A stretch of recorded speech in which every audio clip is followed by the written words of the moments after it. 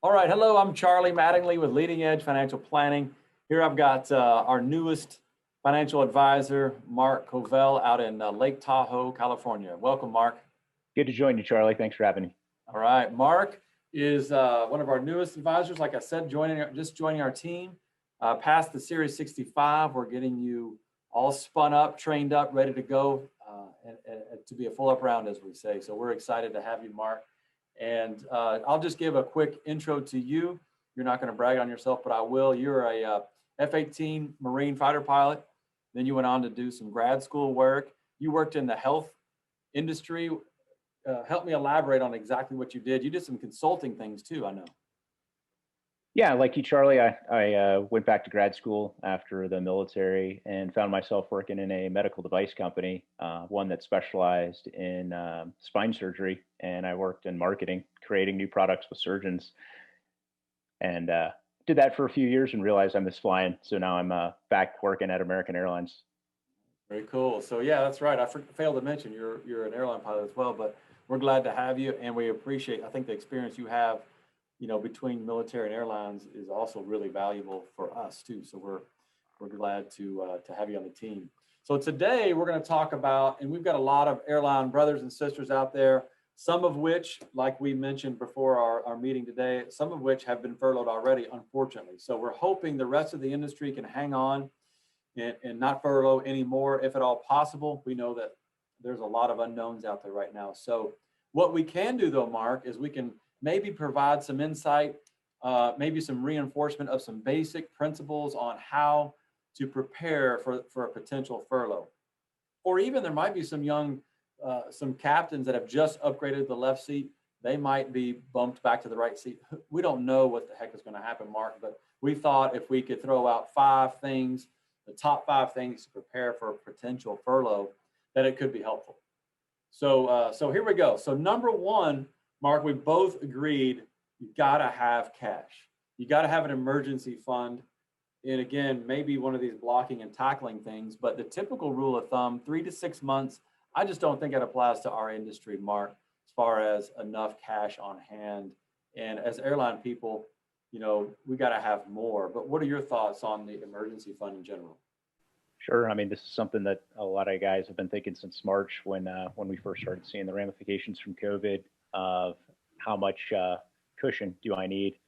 The 6-month rule is pretty good initial bat, for folks that have been preparing since that potential inevitability. That's great. If you don't have a sufficient cash fund, whether it's 6 months, 3 months, 9 months, whatever you think is sufficient, we talked about some ways to raise money. Which accounts should you look to tap if you need access to some liquidity?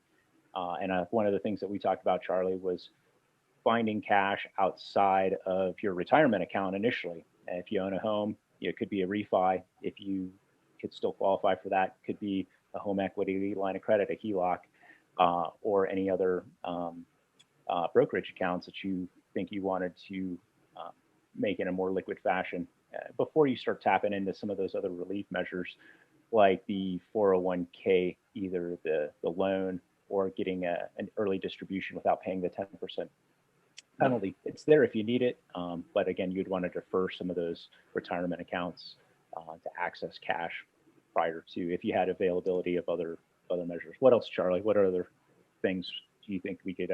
Yeah, and great points, Mark. I mean, so there's a lot of different ways to shore up your cash reserves, like you talked about. And, the best way, obviously, is just to be able to save up cash. In fact, I was talking to a family the other day. They were one was a pilot, one was a flight attendant, and they were just kind of saving up cash in any way they possibly could to prepare for that, to make sure that not only did they have, a nice, healthy cash savings, but they had more just to prepare for the unknown. But like you said, you could do house refi. People have refied their houses to extremely historically low rates, and that's really lowered their payments, saved them tons of interest, and also freed up some cash flow. And then, like you talked about, there's some special provisions, and as far as COVID provisions for 401k loans, maybe even withdrawals, hopefully as a last resort. A couple of things real quick, Mark, before we move on to number 2. Health savings accounts have cash in them. Now, obviously, this will be last resort, But if you kept your receipts from several years past, you can pay yourself back. Like if, excuse me, in other words, you used your own cash to pay for healthcare needs, but you kept the receipts, and that was a year or two ago. There's no limit really. So then you could produce those receipts, reimburse yourself, and so that would help you as well. That may not apply to everyone, but that's kind of an idea too that some people might be able to take advantage of. Sounds good. All right. So number two, we put in here that number two is filing for unemployment. That may be, fairly obvious as well, but sometimes people forget that that's going to be there to help them, and that will pay some benefits. There were some special COVID provisions that are now, or that have since expired. We don't know if that's going to stay the same. We don't know what's going to happen going forward. But one of the things that I looked at as we were preparing for this, Mark, is once you get furloughed, just apply as soon as possible. There could be a wait. There could be a delay, especially if a lot of people get furloughed at once, but they will back pay you on some of those unemployment benefits if that's the case. So that's just one thing that I saw. Anything stick out in your mind on unemployment, Mark? From a lot of people, they've never applied for unemployment. They've never been in that position. Just a big picture. It's individual by state. So it's going to vary. The process is going to vary by state. The amount of money that you're going to receive is going to be dependent on what state you're filing for. One thing to take note is if you live in one state and you're based in another, some people might say, which state do I actually file for? Your union or other organization might be able to point you in. You might have some different options, basically, depending on where you reside. And as you mentioned, Charlie, the federal benefits that were on top of the state benefits, those dollars are not currently available, but that the federal government did extend 13 weeks on top of whatever the state benefits are. So that's something to take away. And then any future legislation could always change how that looks for everybody too. So absolutely, yeah. And the unemployment stuff varies wildly by, from state to state. It seems like anyway. Well, very cool. Number three. This is an important one too that I like to do annually anyway, and that's just reevaluate all my expenses. Especially, Mark, and really what we're talking about here are all these non-essential things like memberships. For some of us, maybe gym memberships could go and may not notice a difference. But anyway, there's a lot of these little subscriptions that we pay for sometimes. Maybe cable. Maybe cable is one. We cut the cord, Mark, about a year ago and saved a couple $100 a month. So that was kind of nice. Obviously, you got to do without some cable, but that's okay. There's other ways to do that. What do you think, Mark? Anything pop in your mind on these? Sure. Not only the nice to have things that we spend money on, but also our commitments. We already talked about if you own a home and refinancing, if that's an option, but also if you have student loans, you can always talk to lenders, try to reduce those. Those might even be put on pause based on some legislation. Auto loans, talk to lenders, see if there's some deferment or ability for you to lower your payments or extend, the terms to get some, to lower your spending. In addition to all those items, there's a few apps. Some of them are low cost or free. Individually, if you want to try them out. I know a lot of people don't enjoy the process of itemizing and doing their expenses and trying to find stuff, but things like Mint or Trim or You Need a Budget, some of these services help you identify kind of those low-hanging fruit items to maybe reduce your overall expenditures. So yeah, that's awesome, Mark. I mean, I like what you said too about talk to your, if you got a car loan, you talk to those people, about, hey, can we take a 3 to 6 month pause? That might be enough to get us through, some of these tough times if we do start furloughing. And like you said, a couple ones I didn't know about before you and I started talking was, like you mentioned, Truebill and Trim. They go out and they find subscriptions that you could cancel, I guess. I have not used those yet, but pretty interesting tools out there to help you reduce some expenses to prepare anyway. And if you do it sooner than later, that might help you stash a little bit more away in the emergency fund to prepare as well. So that's number three. But number four, we've got healthcare and life insurance. Now, this is a sticky one because each different airline is going to negotiate if the furloughs happen. Um, I know some have happened at American already, and they've negotiated some interesting terms as well to possibly keep healthcare benefits. But it's going to be a little different at each airline. And one thing I'll say, Mark, before I hand it over to you, and that is that once again, we find another reason to always have some non-airline life insurance. You know what I mean? Just in case the thing goes on and we do have to convert or port our life insurance from our airline, which I don't think that'll happen in this case, but it's always really good to have some non-airline life insurance to pair up with your airline benefit as well. No, that's great advice, Charlie. Looking for some plans, whether it's a 20-year term plan that happens outside of your employer, it definitely gives you some peace of mind in the, unfortunate event that you're no longer an active employee. Life and, health insurance for some people might be their number one that they address, depending on their family circumstances. That could be very top of mind, no matter what airline you're at and what has been negotiated with the union and the company, and what, a lot of intricacies that we don't have time for. You're always going to have three options if you get furloughed. Cobra being top of mind. It's very expensive, very cost prohibitive, but it is an option that's always going to be there. The Affordable Care Act open enrollment through whatever state that you reside in is going to be another option that may or may not be less expensive than Cobra. And this is a qualifying life event that you can go.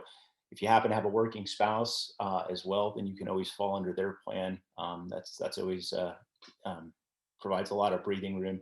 And then your union might provide some supplementary health insurance as well that you can opt into. Maybe there's some agreements based on what a union and the company that you're at have negotiated to extend some insurance. But each situation is very unique and different. But just know that there are going to be multiple options out there. It's not always going to be easy to select the best one for you. But just know that you're not limited to just, oh, here's the one thing that I can do, and I can't do anything else. Yeah, exactly. And I think if I remember correctly, there was they opened a special open enrollment for the ACA healthcare open market. I think they call that. So yeah. So if there's mass layoffs in the airlines, mass furloughs in the airlines, expect some of those things to maybe be available. Because this is a very non-normal, non-standard type of situation. But so, Mark, that's good information there. And the one thing that is maybe clear to some people, but the disability insurance is not going to apply if you're out on furlough as well. I called. It's hard to get that information written somewhere. You're dealing with different insurance companies like MetLife, et cetera. But basically, if you're not working in your industry, then the disability doesn't really apply. So that's kind of in general there, what I learned after looking into that a little bit. Of course, that could vary based on circumstances. But so number 5, Mark, we've got, one that is maybe we're trying to find the silver lining here in this very difficult situation. But it truly is. I mean, and you and I have both done this a little bit, not due to furlough, but just because of other interests. But invest in yourself. This is an opportunity to go out, maybe find some things that you like to do. Learn about some other trades. I had one client, he said, hey, I'm going to go learn I'm going to get a welding certificate, and just invest in myself, make myself valuable, something I enjoy. And maybe I can get paid for that too, if something happens. But Mark, what do you think about this one in particular? Sure. I think initially, I think a lot of people are either dealing with some initial shock, whether there's a potential for furlough or, there's 1,200 guys at American that are currently facing that reality right now. And they might be dealing with grief. They might be existing with some, some denial, some anger, depression, whatever the case might be. Just know that those emotional experiences are normal, and to process them, in any way that you can. Hearing from some of the folks at American that have been furloughed once, maybe even twice in their careers, and have shared with me those personal stories, it's been a little bit of a tale of two cities. It was the best of times and the worst of times. Obviously, people focus initially on this is terrible, and they want to know when they're going to get some financial security, some job security back. but it does offer some opportunities, like you said, investing in yourself, investing in things that matter to you. Could be time with family. It could be reinvesting in health, exercise, activities, things that you're passionate about. But taking that time to reassess what's important and what's valuable for you is something that everybody can do. So Yeah, absolutely. And like you said, I mean, to me, like, what other choice do we have if this happens? Just to make the best of it. You have to. I talked to some other day. They said, "Hey, we're delivering groceries." I mean, these are airline families that are currently working. It's and sometimes people might let their pride get in the way of doing some things like that. But I thought it was admirable, to get out there and get after it. There's they're called the gig economy. There's a lot of things. One thing that might be different, Mark, in this economy than in the past is there's a lot of economies, a lot of job markets, if you will, that are booming. That are hiring. One of our young Delta pilots is in the IT business. Yeah, And he's plowing ahead. And so we talk about a booming industry there, and one that's really not terribly high barrier to entry. In fact, Mark, we've had several calls from some fellow airline pilots saying, "Hey, I want to check out the financial business a little bit, maybe sure. get educated." So I think it's awesome. And even if the worst never happens, you've gone out, you've explored some things, you've learned some things, and maybe had some fun with it. But I know that's going to be difficult. So, but there is one last idea. Let me see if I can share this, Mark, real quick. We talked about earlier. Yeah, Charlie. Yeah, and let's see here if I can do this quick enough. Share my screen. So one of the ideas we had was we can go out there, and I don't know if you can see this, Mark. Can you see this? Yeah. And this is not you, is it, Mark? In another. It is not, but I think there's quite a few airline pilots that if you have a LinkedIn profile, you may have been informed of this as a job opportunity for you. Yeah, absolutely. And Schneider's a good company, by the way. Schneider Trucking is an excellent company to take care of people, but nonetheless, you got to be ready for anything. So we hope this has been useful. Again, it's we hope it doesn't happen. We hope there's some preventative measures out there, but we got to be ready nonetheless, just like we would be in the flying world. So if you have any questions for us, please don't hesitate to reach out. Our website is leadingedgeplanning.com. We're on Facebook, LinkedIn, and you can email either yourself or Mark, you or me, Charlie at leadingedgeplanning.com, Mark at leadingedgeplanning.com. We'll be happy to answer any questions you might have. So thank you very much. Thanks, Charlie.